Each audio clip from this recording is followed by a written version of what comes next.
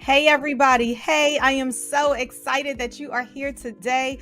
Guess what? We are getting fancy up in here, and I am so excited to greet you. We are going to let a couple people come on into the room. And in the meantime, in between time, I want to share a little something with you.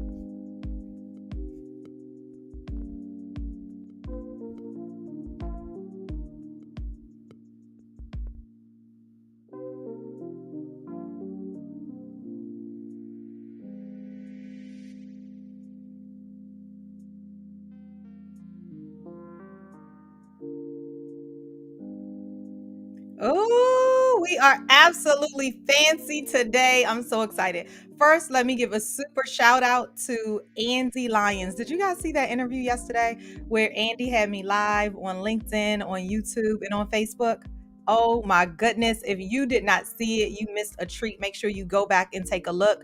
She is such a fun interview. But anyway, the reason why I'm really telling you about it, not only was it a fabulous interview, and you have got to absolutely tap in, especially if you are a startup. Okay. But I'm also telling you because she had this fanciness going on in the back of her StreamYard. And I said, hey, girl, hey, wait a second. How exactly did you do that? 1, 2, and 3. So today you got a little fancy with it. And welcome to the 10-minute Pow Wow with Lolita E. Walker. If you have already popped into the room, just go ahead and say, hey. If you are listening to the replay, I hope you grab all of the juiciness of what I am giving up today. Today is a special day, you all. You know why?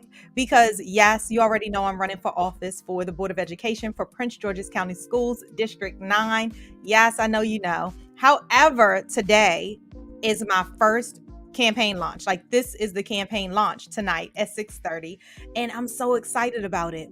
I woke up like really giving thanks. I woke up saying, "Wow, can you believe it?" Nope.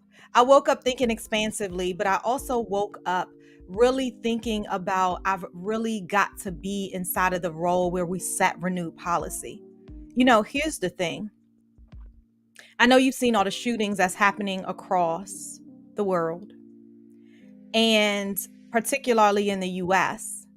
And I have a 10-year-old and I just can't even imagine your child going to school and you getting a call saying your son is no longer here from a school shooting, from violence that is happening inside of our schools by youth, right? And as I say that today, one of the topics that we're the topic that we're talking about today is intergenerational trauma. And what's so interesting, hey Lynn Luckett, welcome to the party. Thank you. You got this. Absolutely. Absolutely. Because I know that I have so much support from you all, even though you're not here with me, but I know you're here in spirit. Today, we're talking about intergenerational trauma. And this was a topic unrelated, but it came from my Coaching Cocktails and Conversations Facebook group. And Felicia, who I hope sees this because she has an invite to come right up here because she helps folks through this intergenerational trauma. And hopefully she got the note and she's able to join us. But in between that, what I wanted to share with you all is this notion of pausing for a moment. And that's what I really want to do. Just pause for a moment and have a moment of silence for all of those families and friends that are suffering this morning because of school shootings and continued violence within our school system. This is May. This is mental health awareness. And yes, we've had topics for our 10-minute Pow Wow. I've talked about it time and time again about all of these things that are happening. But when you pair the pandemic, when you pair generational trauma, when you pair not being able to talk and feeling this isolation and this loneliness, when you pair everything that's happening inside of our world, inside of our schools, and what our youth are thinking about, what's on TV, what's inside these social streets, what is happening at home, what's happening in their minds, and are we checking in with them? gun laws, safety officers at school, all of these things. And then you pair it all together and then you say, Lolita, and you're running for the school board. Come on, God. It's just honestly, I woke up just feeling this loss in my heart. And I looked at my son today and we did a special prayer. We did a special prayer today as he went to school, and we pray every morning. But today was a special prayer because I don't know if you all are feeling all of this going on. It's even bringing tears to my eyes. Lynn Lucas said the new normal for these families is unbearable. It is. It is. So today in this 10-minute Pow Wow, we're not only leaving this notion of a pause today, but the encouragement to talk to your children today. One of the things that one of my good friends, Karima Ropel, had going on in her home with her children, and I since for years now have done it with my child, is 2 happies and a crappy. What's 2 happies from today and what's 1 crappy for today? And what it does is it helps you to engage in that conversation.